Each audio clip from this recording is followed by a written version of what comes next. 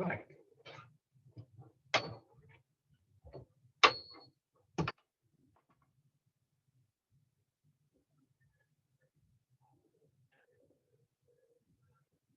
Lovely. Take a couple of slow, deep breaths then. Rub your hands together. And tapping over your face.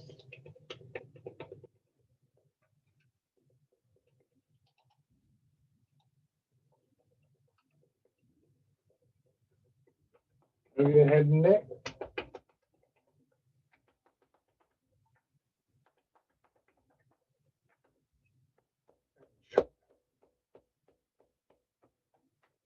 Arm.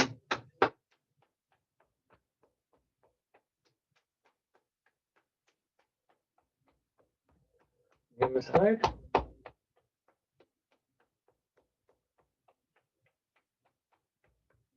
And the upper part of your chest.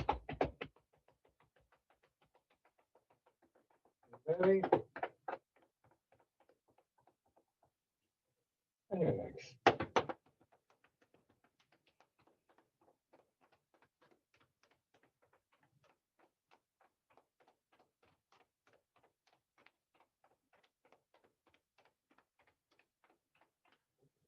Okay. Sit down. Remember, part of the idea, I suppose you could say, part of the reasoning for the routine, starting in the same way and so on and so forth, is to give us this sort of directional thing into a quieter, calmer feeling in body and mind.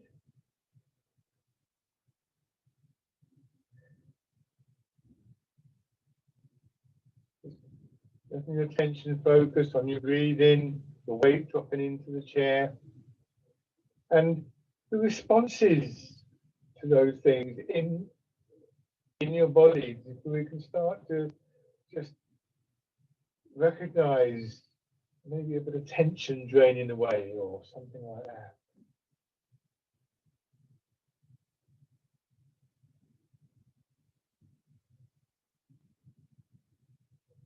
Push your hands on your belly and just for a few rounds, see if you can feel the movement underneath your hands as you breathe in and out. Just gently encouraging a slightly deeper breathing.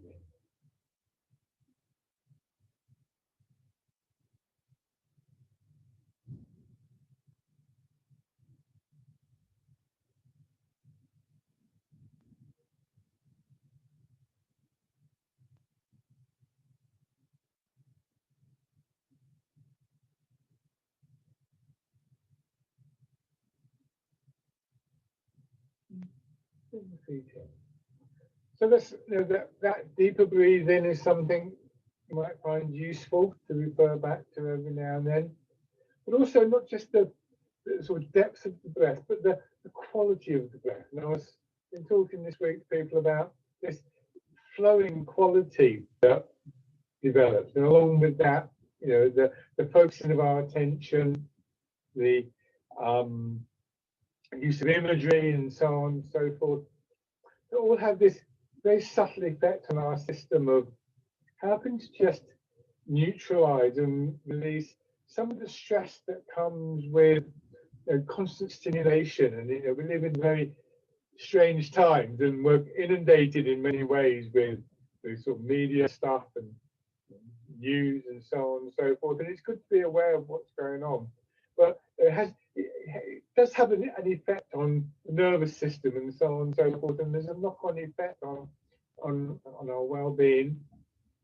And these sort of techniques, the breathing, Tai Chi, massage, those kind of things, does have this, what I would describe as a soothing effect. And we don't aim for that. We allow that to happen, and we use the focus on our posture and the movement and so on and so forth to create the space where that happens. That doesn't mean that that effect isn't important. But it is something that we create the environment within which it happens. We cultivate that quality. So as always, starting with very simple movements. First to bring our attention into our body, to obviously to physically release tension and tightness and mobilize certain areas of the body, and so that we can begin to feel how we can approach moving with that sense of flow. As with so many things in Tai Chi, the approach that we take is slightly different to how we habitually do things. We don't force movement. We move within the space that's available rather than straining. And we gradually learn, as we become more experienced in the movements, to start the movement deeper in the body. So with this one, for instance, you may become aware after a while of changes, movements right down either side of your spine, down to about the bottom of the ribs. So it's not just up here, as it were. Likewise, when you bring your hands in front of the shoulders, we talked about this before, we feel the ribs and the upper back beginning to engage.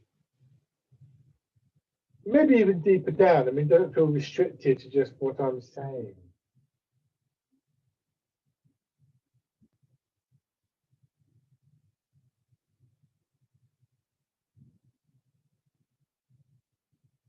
Going forwards.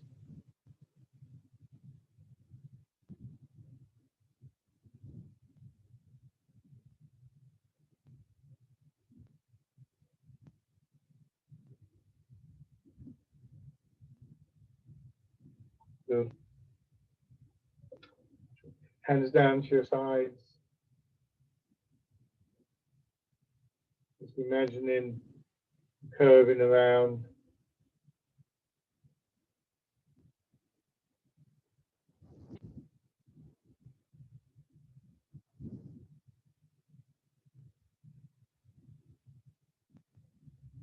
So imagine the pillar there, or a round ball, or something like that.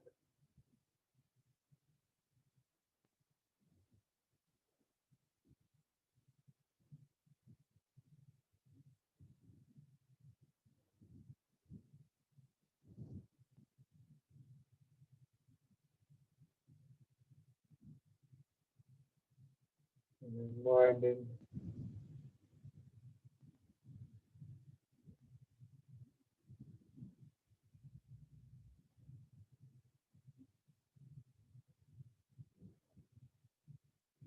Back the other way.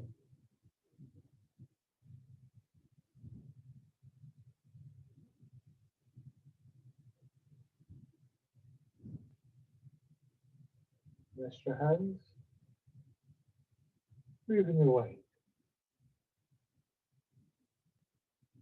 Feeling the weight gently pressing your hips into the chair, the feet into the floor.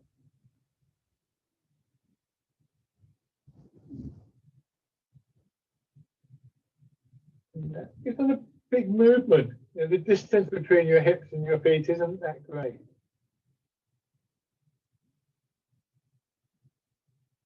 And imagine like water flowing from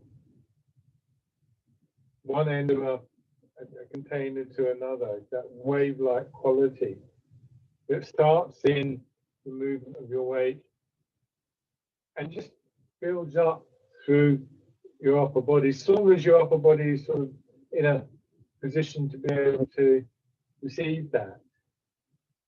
That's what, one of the areas where posture is so important, of course.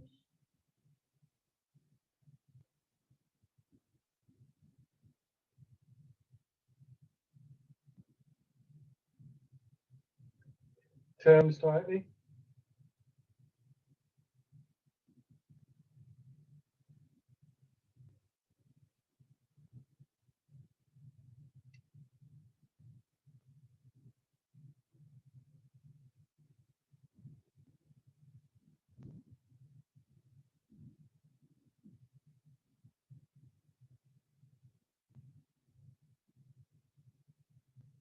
another direction. Try and just be aware of your sensations right up through your back, your belly, your chest, shoulders.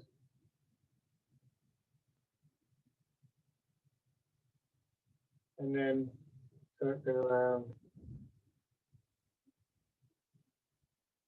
And with this, you can really feel the importance of the center part of your body, the area between hips and waist, sometimes referred to as the lower dantian. So D or T-A-N, and then D or T-I-E-N, which there are three of those in the body according to the Chinese energetics. One here, the lower, then round about solar plexus is the middle, and then sit back, bring your knee up, step forward, heel, toes, and a gentle push into the floor.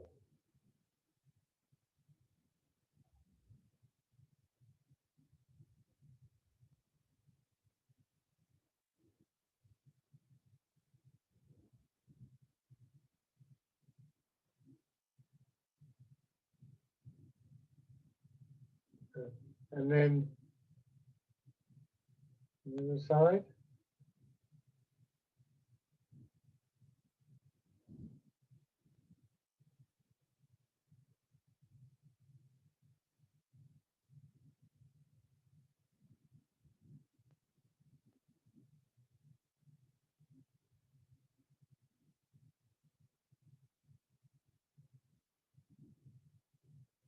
Okay. Once again, your hands down to your side and out slightly. Now, same winding movement, but with the movement of your weight as well. Feel one building out of the other. The main impetus, main drive for the movement, main energy comes from that transfer of the weight, comes from the lower body in one way or another. Use of your hips and your feet. That doesn't mean that it stops at the hips. Obviously, there are these patterns of movement within the upper body.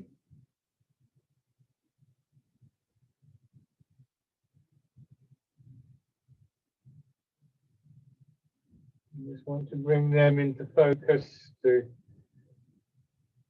take some kind of ownership of them, begin to make use of them.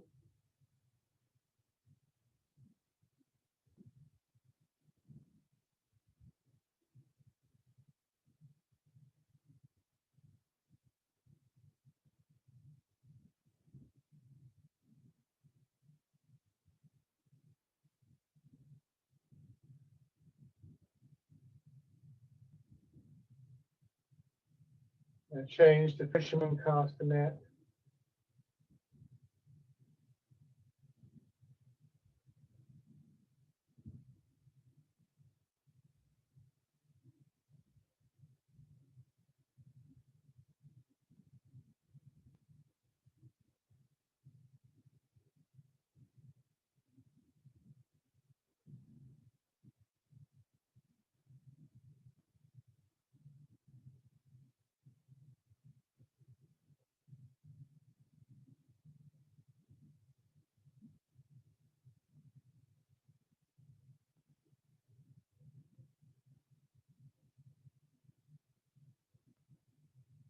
And then rolling the ball into your chest.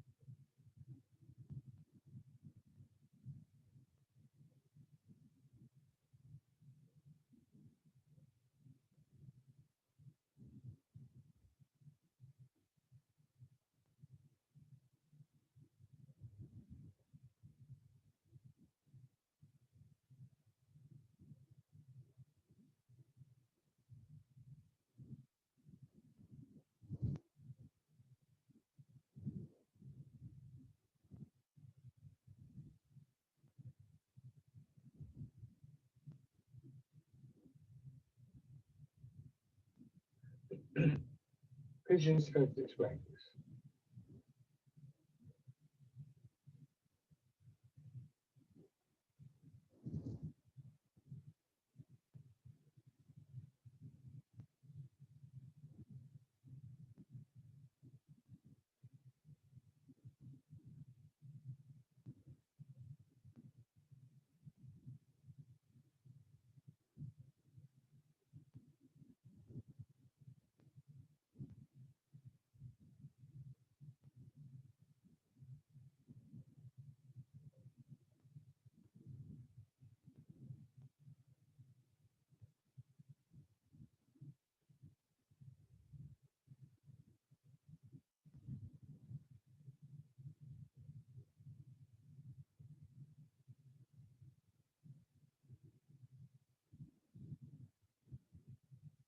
And pushing away.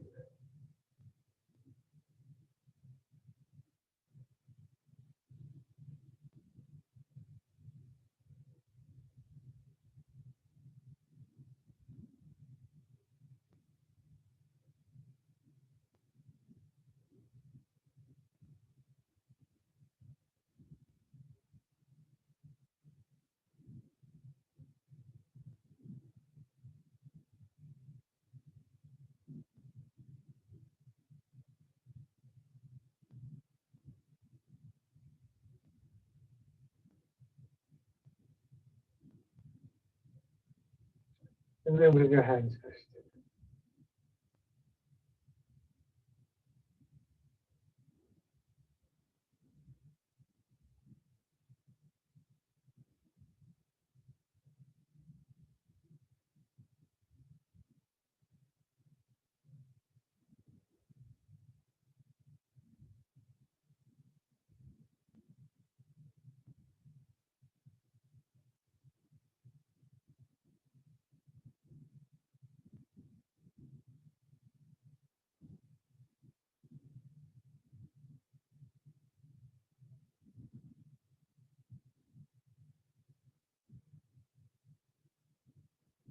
And then our little three-part sequence, starting with pigeon spreads its wings again.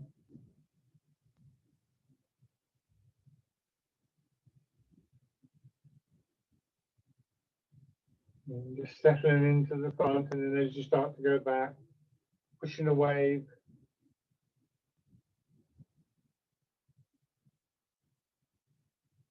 And then hands coming down, fingers curling in. Punch with both hands. Remember those connections in your body. You help with some of the simpler movements. Part of the challenge is to maintain that awareness. The situations become more complex.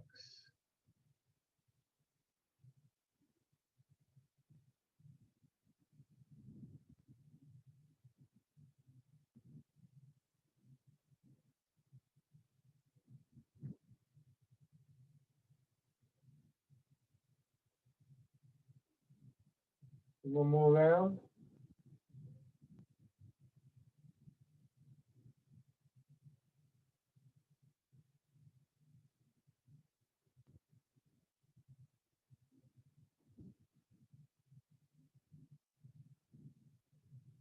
So this time, open your fingers at the end of the movement so you can turn them out a bit.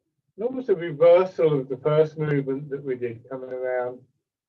With a real feeling this time that as your hands come down, if you're in water, what you're doing is you're moving back to pull your arms back. And then letting this folding in of the chest bring your hands back to the starting position.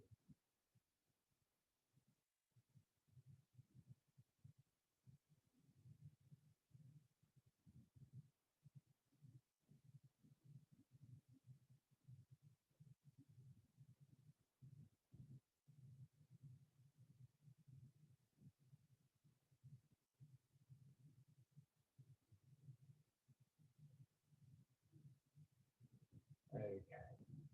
Fingers now pressing towards each other and push up. Yeah. So still using the feet and your hips. This is where it becomes very subtle. Two ways you could possibly think about this. One is that it's almost like you're going to stand up. So you're going to sort of push down through your feet and down through your hips, but only just enough to create a sense of an upward movement through your body, and that sense of the energy rising that will move your arms for you. If that doesn't work for you as an image, another thing you can think about is that before what we were doing, I talked about the wave going forwards and backwards, from the hips to feet, and then the feet push down and the wave goes back towards the hips and so on. But if both feet and hips press down at the same time, they both create a wave, and those waves move towards each other and they meet in the middle. And if you watch waves on the beach, two waves when they collide together rise up. So either way of thinking of this is fine. A change to the wild goose. No one way of describing any of these movements is ever going to tell the whole story. So we use the ideas and the images to open up an area of the movement for. But ultimately, what we really want to be able to do is to leave those images behind and just be left with a sense of the purity of the movement.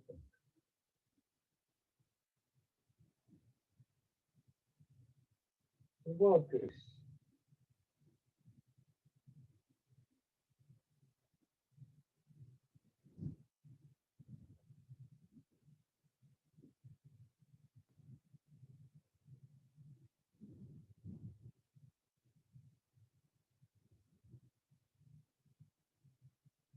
And parting the clouds. A little bit of an angling, then you sit back, then once again pushing through feet and hips, doing that lengthening up through the back. Expanding out into the front of your body, moving your arms for you.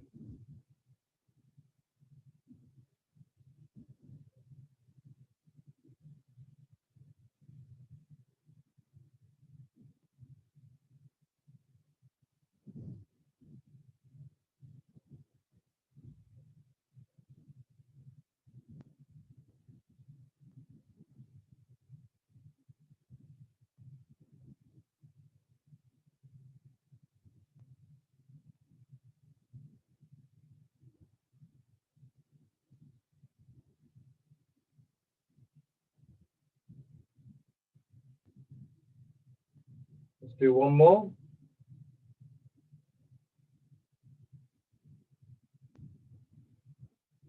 The dragon plucks the stars from the sky.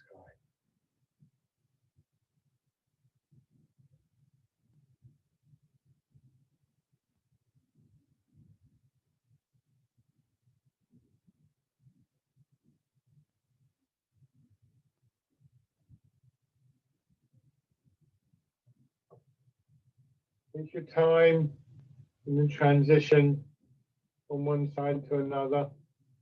And try not to lose a background awareness of the non-moving side, and particularly your arm hanging all the way down, feeling quite heavy as it hangs from the shoulder.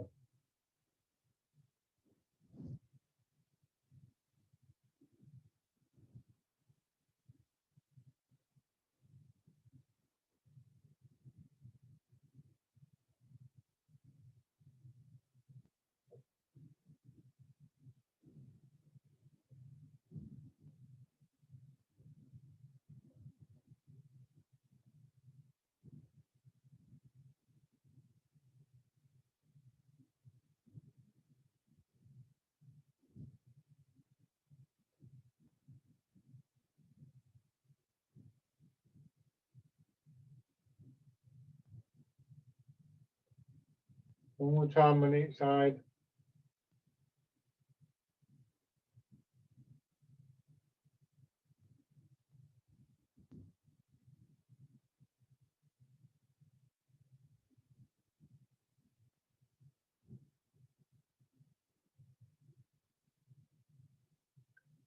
Both hands together.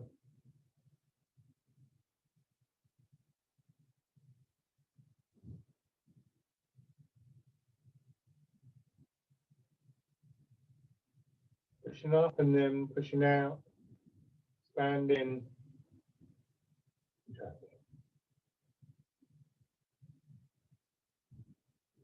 expanding, and contracting.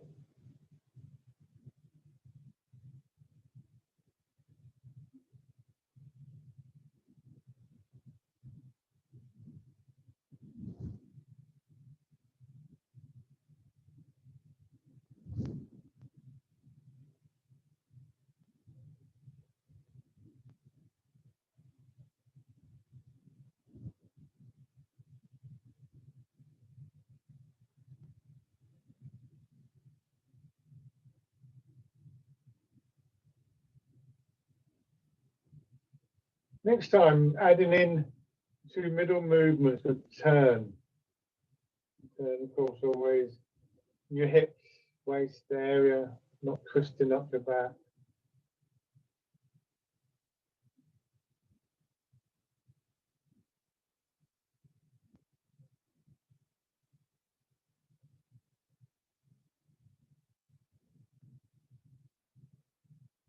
It doesn't matter which way you turn first, so there's no rule about this. I generally turn to the left first, but that's just because it's what I'm used to.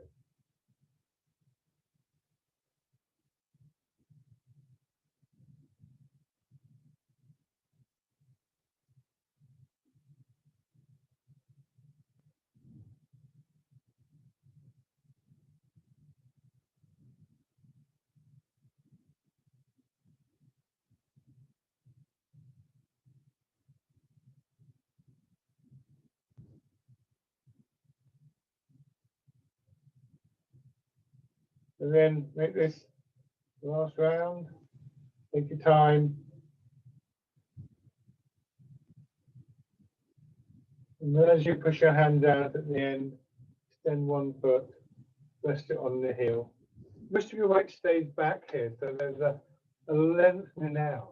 And again, think about the quality of movement. Think about when a cat stretches, that sort of extension through the whole of the body. That's what we're looking for, from the tail of the spine to the crown of the head, the arms. As we go back through the front of the body.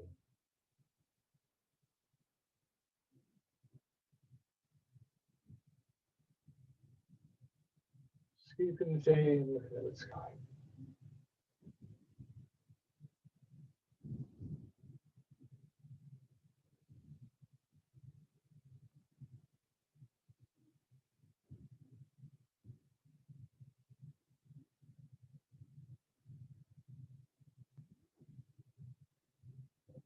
Now change to grasping the tiger's ears. Again, a loose fist.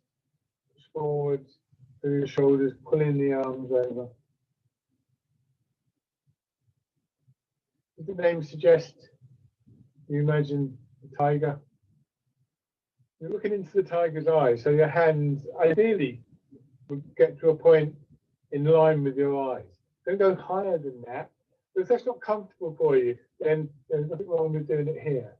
So don't do it in such a way that creates a tightening in, say, your shoulder, because as we know, that's the thing that would stop you losing the fluidity of the movement, the sense of energy in the movement. Now switch sides.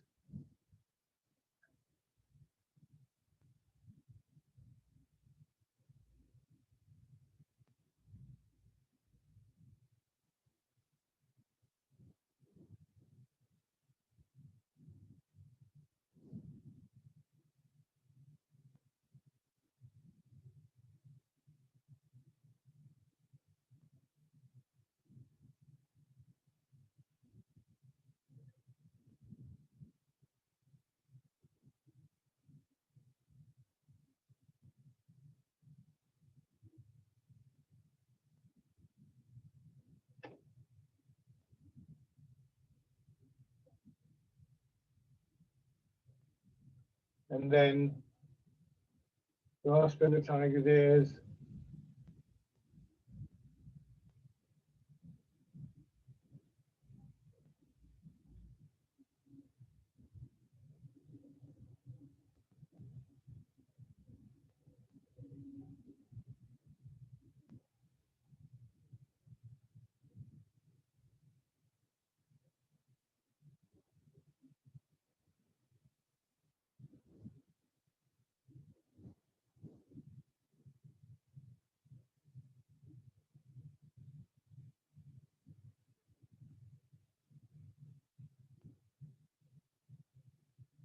And bring your feet back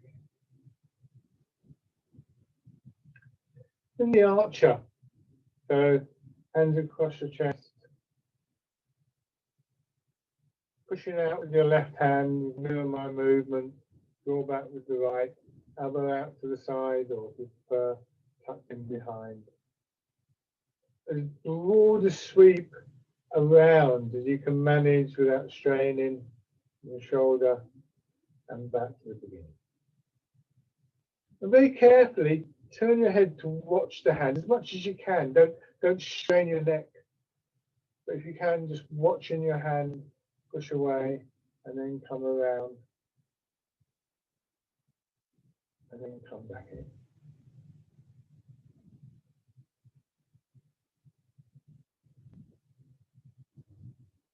Hands are slightly curved. Fingers are slightly curved. And just be aware of the spaces between your fingers. Slightly bigger space between thumb and forefinger.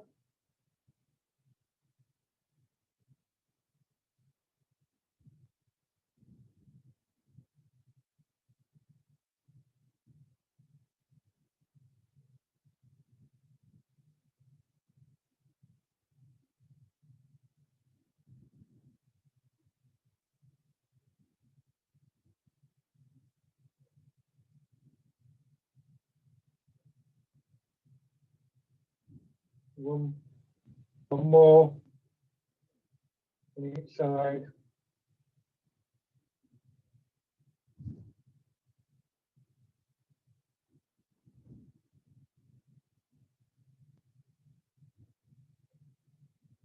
And then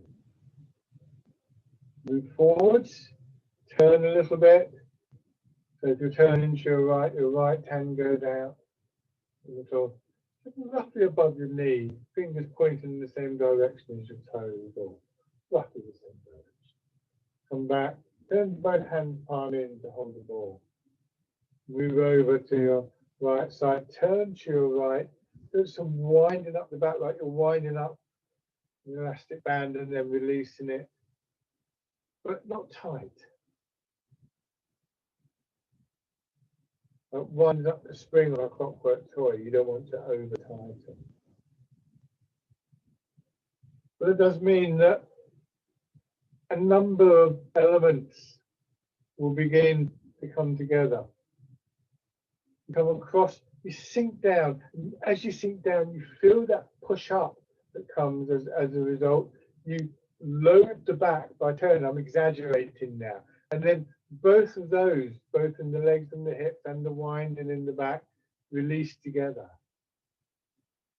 They're really, I'm separating them out. They're really the same thing, part of the same process. So you just wait until you feel that the pressure to move within your upper body increases to a point where, frankly, it would be a strain to avoid moving, to repress the movement. You're not trying to hold it in or anything like that. There comes a point where it just almost like it spills over into the exercise.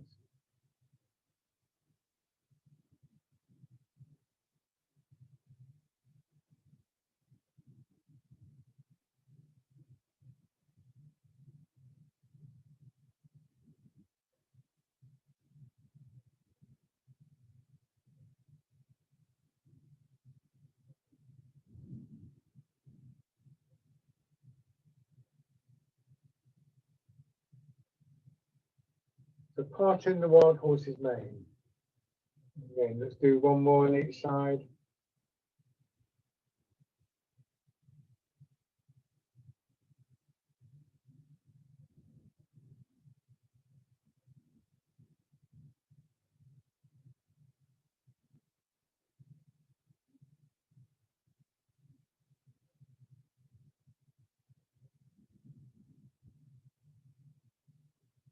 Turn your hands around either side of the ball. And then just moving the ball, turning in the center of your body. Just a gentle lift in your arms. Let your hips drop back into the chair and feel your lower back working with this one.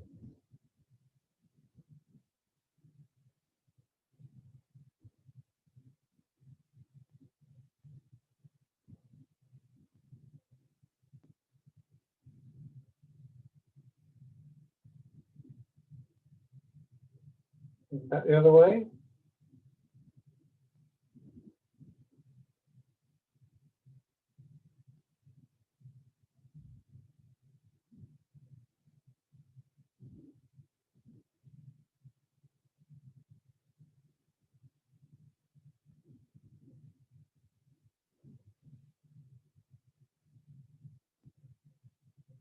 And then almost a counter movement. This is called polishing the table or rolling the ball. You start in the center, you turn, you use forward, you let that movement just push your arms out, swing around. You get a nice smooth, fluid movement. Try not to overextend your arms. The further they go out, if I go right out here, it starts to really pull on your shoulders. So keep it nice and smooth and steady.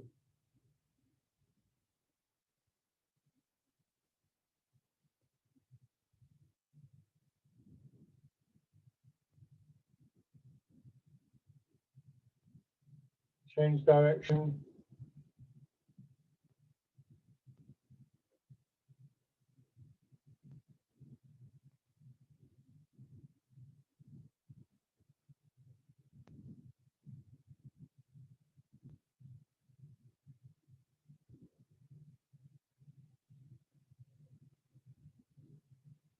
And then just rest. And just recognize how you're sitting, breathing.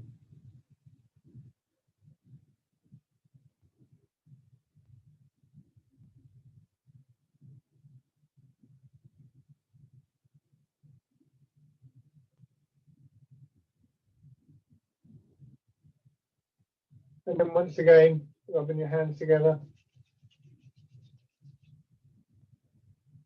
And tapping over your face.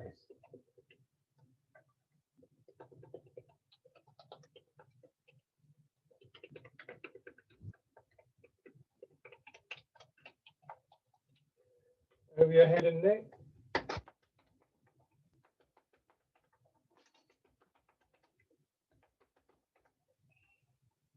Elbow on the shoulder. And your arm.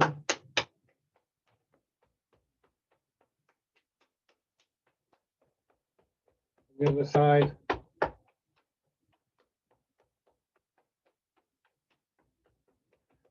Part of your chest.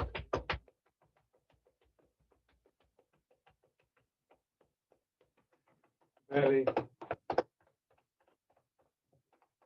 once again, your legs.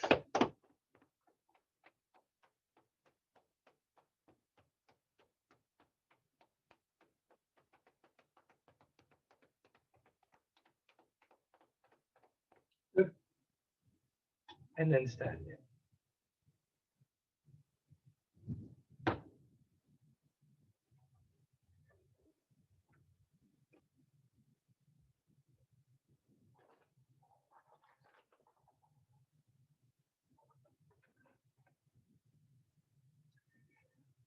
So feet hip width apart, pointing forward or just slightly turned out. And soften your knees and your hips, just gently rocking your weight forwards and backwards.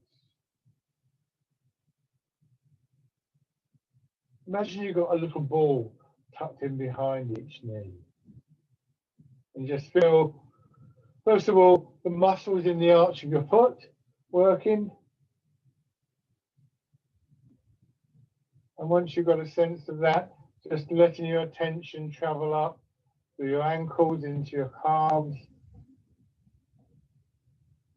up towards your knees, and your thigh muscles, around your hips, pelvis, lower back.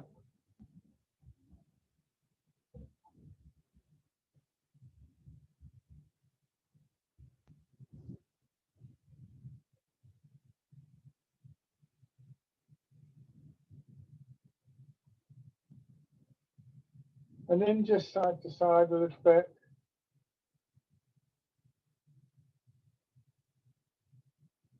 This is more a movement of your weight than it is a leaning out.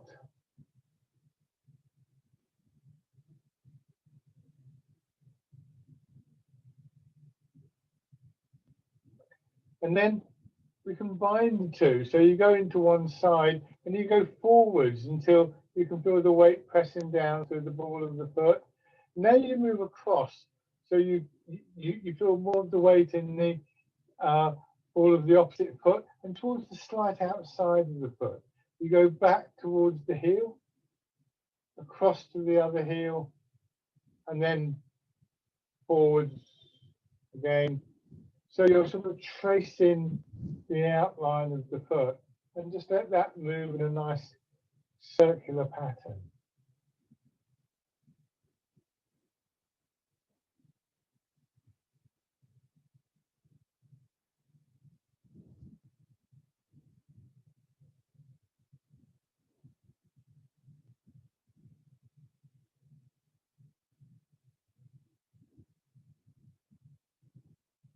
We've done this a little bit on going in one direction, change direction.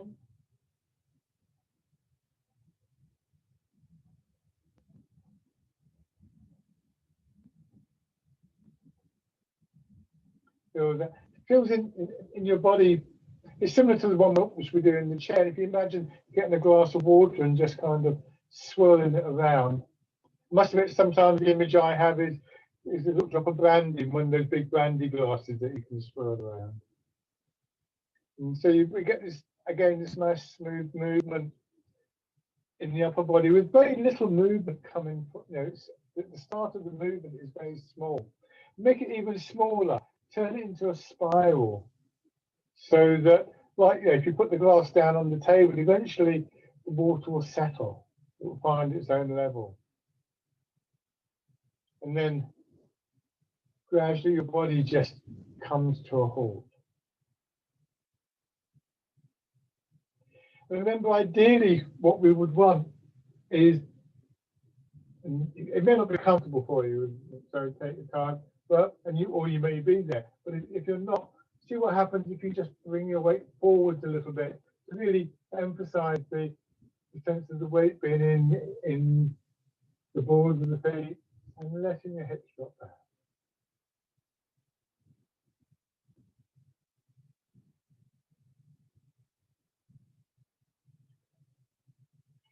So sinking down and pushing up.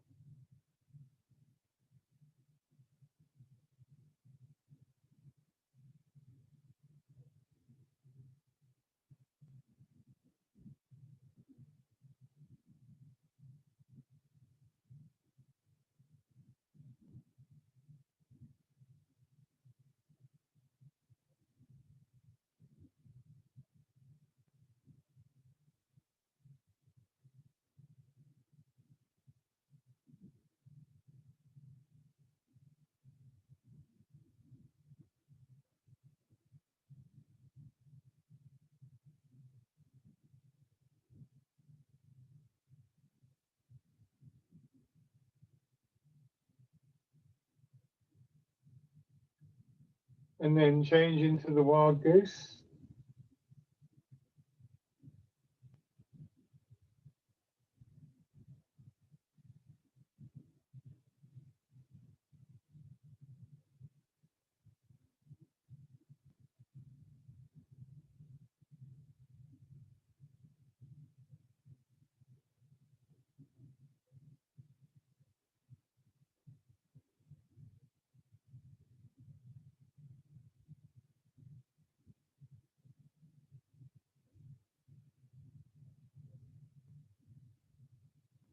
and parting the clouds.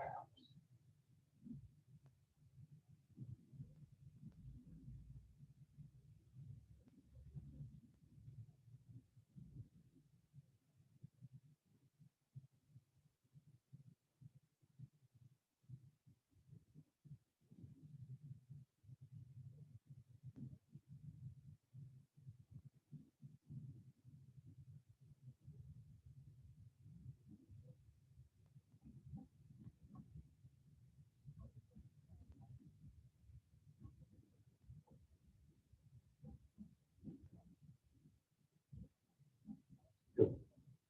Shake out.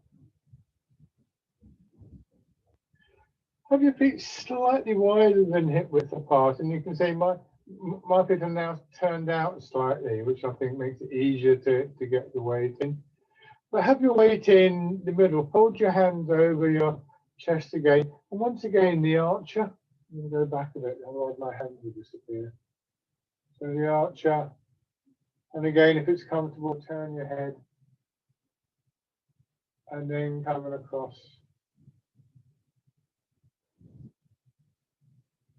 So weight slightly forwards, hips dropping back.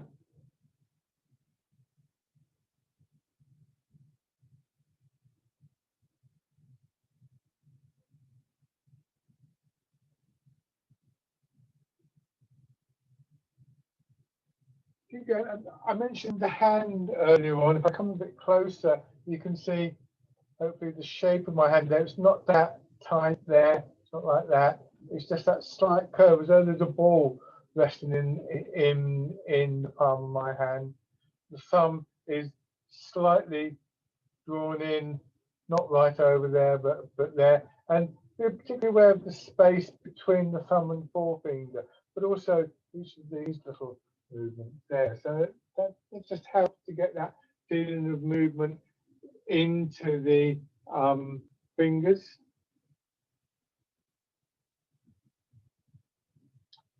And then what we can do is add a movement of the weight in. So if you're pushing out with your right hand, the weight goes into the left. And you come back to the middle. And then same thing on the opposite side.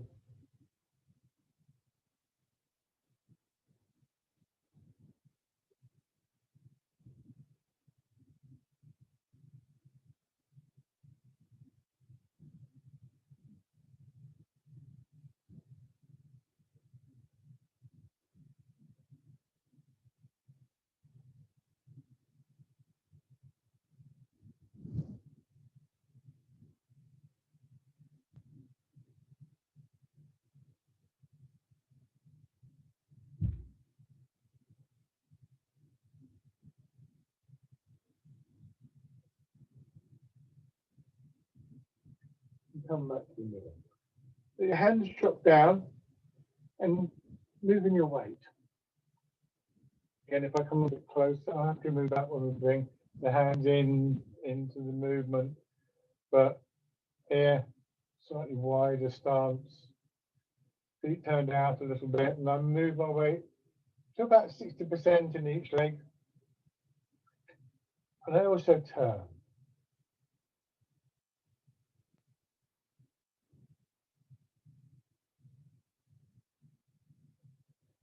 So again, we get that, what I described earlier as a loading of the back. That kind of winding movement.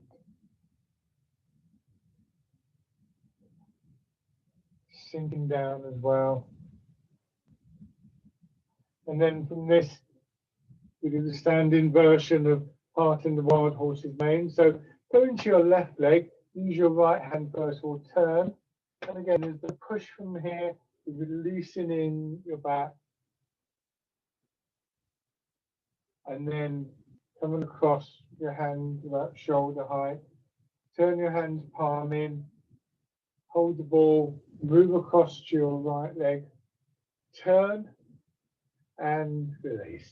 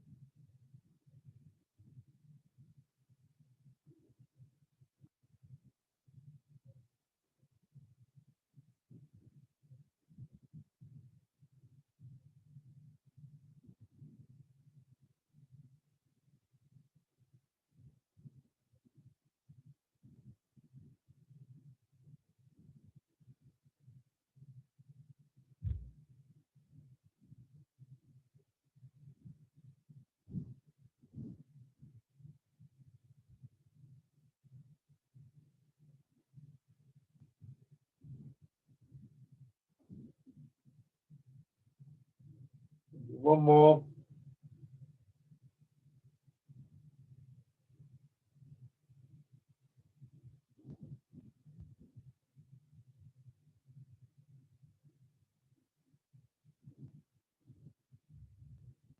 Good. 1 foot forwards. And transferring the weight this time, obviously from foot to foot, but with that same connection to movement and change in the upper part of your body.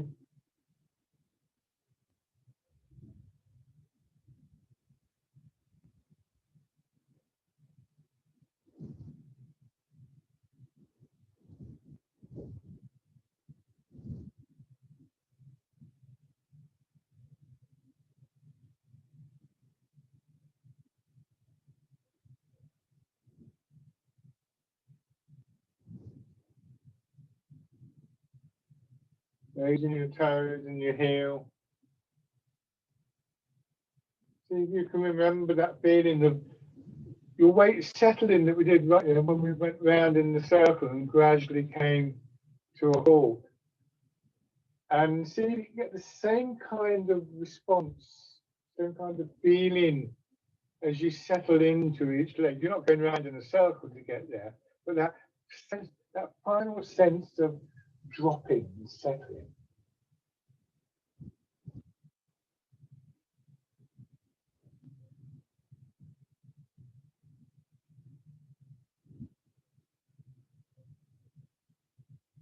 And then stepping in.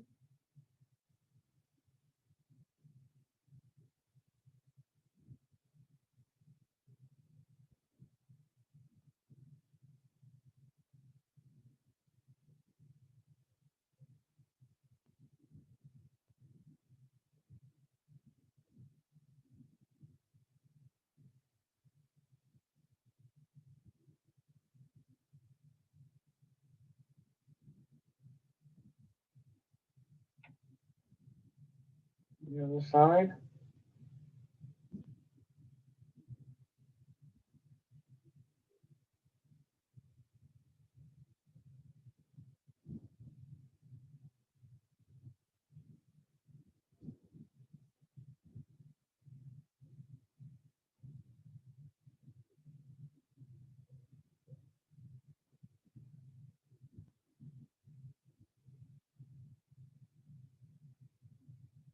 Raising your toes and your heel.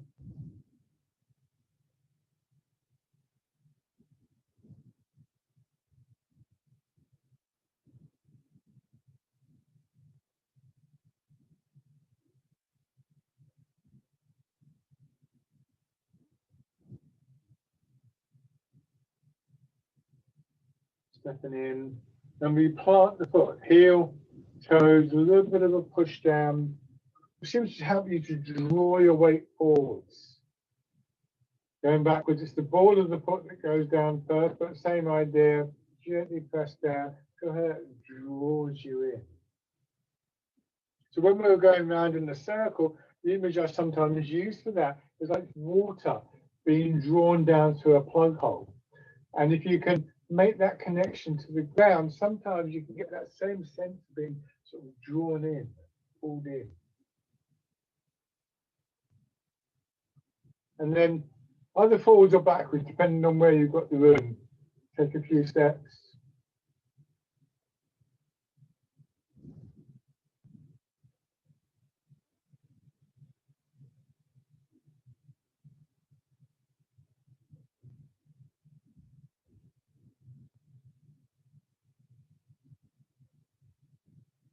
And then going back.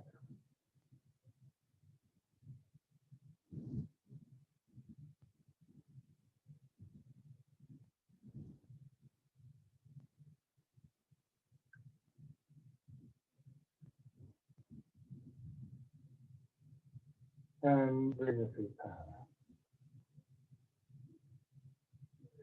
Oh, we're going to run out of time. So go back to your chairs.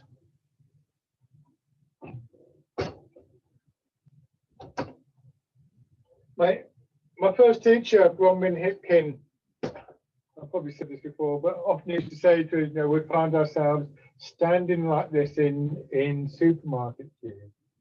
And we've got to put that idea together with, you know, well, two things really. One is everything that's associated with that, and going back to this kind of dropping of our center of gravity, allowing the smoothness of the weight, and the release of tightness, and the release of stress, and you know, so on and so forth. And also with this idea that, you know, when we do something like this, whether we're seated or we're standing, we sort of arrive there. You do get this feeling of being drawn into it. And there seems to be something that develops in Tai Chi that we're actually drawn towards this sense of being centered. And we can sometimes just get a feeling that all we need to do is to allow that to happen. We don't have to force it to happen. So we can apply that to embrace tiger, return to mountain. Just let your arms drop down, pushing up. It's really about here that you just allow yourself to root the center and your body to follow that dynamic downwards.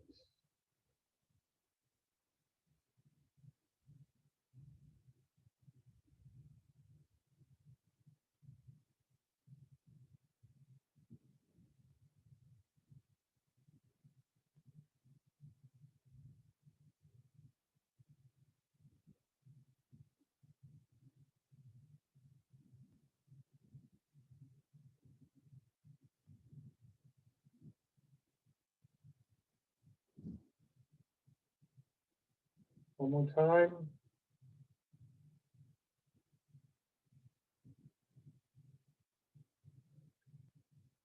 And rest.